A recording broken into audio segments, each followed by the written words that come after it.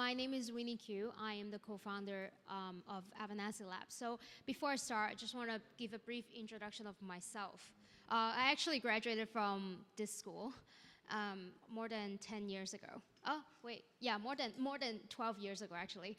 Starting a class here, that's where I learned product market fit, to be honest. So over the past 12 years, I've been working in health and health data in particular. So I started two companies. The first one is called Healthy. A company is particularly focusing on cancer data. We broke even in 3 years, working with MNC companies like Johnson & Johnson, Takeda, Roche, and so forth. And luckily, I have get out of that after serving over 100,000 patients. The reasons why I said it's lucky is because what I have realized that back then was that over the past 30 years that we were in the cancer field, all we're doing with these billions or even almost like multi-billion dollars, we saved about 1 to 3 months of terminal cancer's lives. That's it. And it's a really sad story. And the one thing that I want to start, and that's why, by the way, eventually lead me to Avanasi Labs, which is a company that's particularly focusing on longevity. To a lot of extent, I have a lot to do with preventative health that I would love to see the world should be like. But let's go a little bit deeper in terms of what the old medicine world is like. So as I mentioned, I have been in the field for over 12 years. What we are still experiencing is that we will only treat patients when they get sick, and especially when they are super sick, like cancer. And the way that we do that is that every pharma companies will have these what they call the pipelines. Each pipelines will have 1 or 2 drugs that is particularly treating a particular subset of patients. And what happened is that it's going to take about 5 to 6 years to develop it from preclinical to clinical, if they're lucky. The drugs spend over 100 millions, and they could fail, or they become a blockbuster drugs. Yet, remember, this drug, at most in the cancer field, can only save patients for about, extending a life about 1 to 3 months. And pharma industries can have their stock prices increase for more than 30% out of ESCO. So my lesson learned in the cancer field was that everything develops super slow. Everything is costly. The reasons why I said that is because myself experiences 2 family members that are diagnosed with cancer. Both are lung cancer. One had passed away over 12 years that inspired me to start the company. But unfortunately, 12 years later, after all the things that we have done in the field, we're still not really doing the things that we're supposed to do, which is personalized medicine, that we're trying to create something for someone that is different. And that's why I am a little bit upset with the world, and that's why I'm starting at Avanasi Labs. And what I do believe is that we still have a chance to do what we wanted to do 12 years ago after my dad passed away, which is utilizing AI to really help us to benefit everyone, and including all of us. And the second thing they also want to do, that I do believe that is possible, is that we can change from sick care to really preventative care in the world. And today I'm going to share with you how we're going to do that. But before, I just want to also give you some ideas of how the world has evolved that I have realized is super interesting as a parallel comparison. Is that I still remember the story of how my grandpa and grandma met. They're basically working in the same hospital, and they realized that, oh, getting married together is easier for each other to take care of the kids because they're just downstairs in the street. In a kindergarten. But it's no longer the case, right? Like, we're looking at everyone coming in this building, everyone coming from all around the world. The way that we communicate, the way we meet people have already changed. At the same time, we're looking at the financial system. In the country where I'm from, China, we no longer use cash. We're not even using credit cards anymore. The way that we transfer money is instantly, and I can transfer like 0.1 cents to people in Africa or even in America without any problems, despite maybe it's like $40 Ethereum fees, but that's another story. The whole point is that if we're looking at the social and economic structures have evolved over the past 10 years, and we're comparing what is happening in healthcare, the exchange of science, the exchange of healthcare, and the exchange of all the longevity sciences which we are focusing on is still very local, limited, and slow. And that's why I think that there are a lot of things that we can do to catch up with the social and economic structure changes. And what I believe the future should be like is that your home is a longevity labs where you can plug in all your data sets. One model of it will actually analyze it and create a personalized plan for you. And hundreds of agents of yours and hundreds of agents, all the parties like Mind and the pharma companies will work together for you in particular and deliver a supplement or a drugs to you the next day on your doorstep. And this is going to be an adaptive system that is no boundary. It doesn't matter where you are and who you are, what sexes are you. The only thing that this system cares about is you and your health. And we do believe that that is what we should see in the future. And how are we going to do that? So after running around for over 12 years, and what I have realized is fundamentally we need to build a foundation model, really, for longevity. And why longevity, by the way, is because longevity is all cause of diseases. Back then, we didn't know because we don't have enough data to prove that. But nowadays, if we're looking at really how different diseases are being developed, we know that a lot of this time, actually oftentimes, it's related to the cells aging or your organs aging. And how are we going to do that? So by the way, Avanasi Labs started last year, very young company and startup. At that time, we're bragging about the 2.5 million data sets that we have from public source. Nobody knows what to do with it, but in the past 6 months, we have made a great progress. So my co-founder, Dr. Albert Ying, is a graduate, actually a PhD from the school next door, Harvard. And what he had developed with these 2.5 million data sets is that we plug it into an in-house AI agent system that we have built.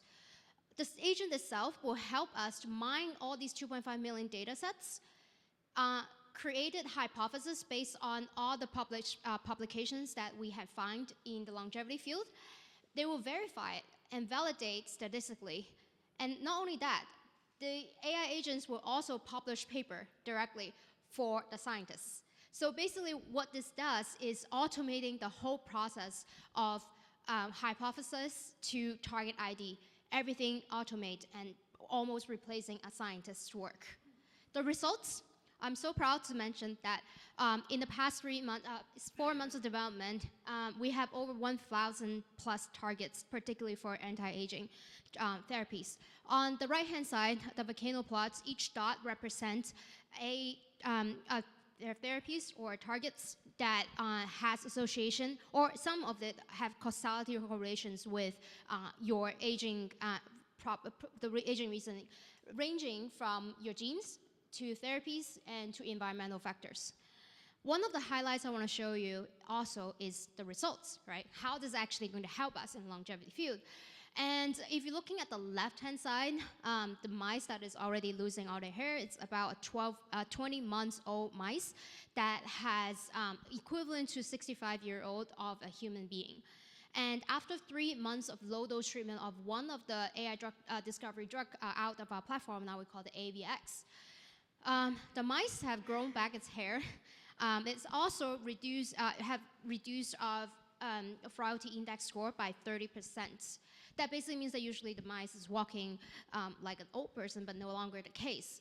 And also it have improved its cardiac function and reduced its neuroinflammation, in particular in the hippocampus area. That is an area that help control our memories. So it's almost like a geoprotective drugs that we have discovered the past 3 months. And the more exciting part is that we have over thousands of these candidates that we can work on. And this is just the beginning of how we're going to use AI to benefit everyone here. And by the way, this work is already being submitted to Nature, and I believe that this is probably the first time in science as well, DeSci as well. So just to give a little bit of like how this foundation model works is, right, I think Ian Health had mentioned a little bit about the data. So what we do with the data is that we're actually putting in all the data sets. The things that we are working on is that we're building all sorts of models on top or alongside with this foundation model, we'll call it a multi-model, that includes the health span, mortality, as well as causality enriched model. The use case that I just showed you previously of making a lot of different targets, it's just one of the case in the pharma industry. what we can do with this foundation model is that we can also be used by consumers like you and clinics and insurances. And in the real world, we have already proven from the pharma industry and how it's being helpful, as well as other industry in Web2 and Web3 have already proven the fact that AI can be super powerful into helping us making the whole healthcare industry more efficient. But not only that, I think that one more thing I want to touch upon, because I only have 2 minutes left, is that you are the ones that are contributing data. And we are the one who is responsible for taking care of your data and making sure that it's safe. And therefore, in Avanasi Labs, over the past 6 months, we have also building DeLong, where it's a platform that is taking into your data and storing it in a decentralized way, and then also incentivize you whenever you provide the data to us. And if there are any data sets that is being translated into a model that's useful and then become an asset in the future, you will get incentivized more. And that we can hopefully, what we really hopeful to do is to be able to provide this fair reward system for all of you who are contributing data. And also, we're taking care of the data privacy component.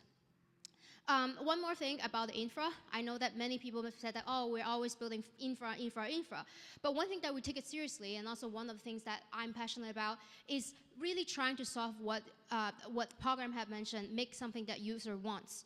In the longevity field, we can't just say that, okay, let's put with a biological clock and let you calculate it, and I don't give a fuck about what you do with it. What we really want to do is that to build something that you can use every day, and our foundation model can make a prediction based on your lifestyle and all the data you plug in, and give you a prediction. In this case, it's an energy level of yours, hour by hour. And you can take it into account of the insights that it is providing to you, and you can make a judgment of whether you want to take the action that we provide. In this case, we'll be able to better collect data from these products that we have created for our consumer. And our foundation model will be able to enhance the capability to do better predictions on your health as well as your lifespan. In this case, we'll be able to help scientists to do more discoveries on the intervention side, where we can use our platform to launch more products in order to create more revenues. In a case, we will be able to also get more users engaged by getting more products and services that are useful to users. So this is the end. We are building a foundation model for life itself. If you're working on data, if you want to get some airdrops in the future, for your own health, more than welcome to come here and talk to me. Would love to have more collaborations with everyone. Thank you.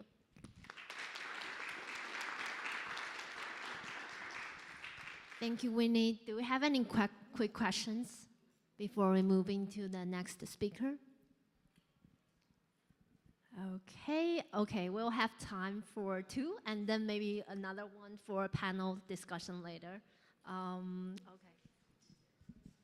Thank you. Great presentation. So, what is the business model? So there are actually 2. It's a great question. Something that we're still working. So it's draft, whatever I'm telling you today.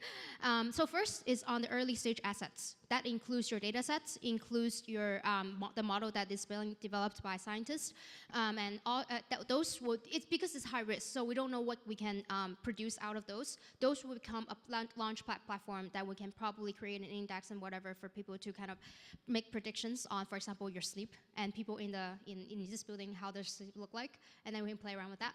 So that's more of on the fun side.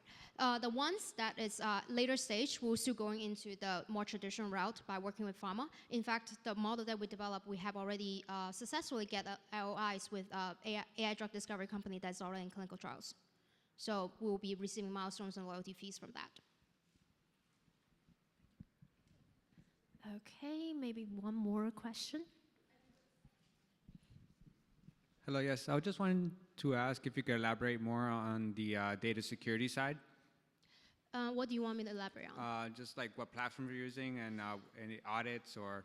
Yeah, so right now we're using TE and ZK.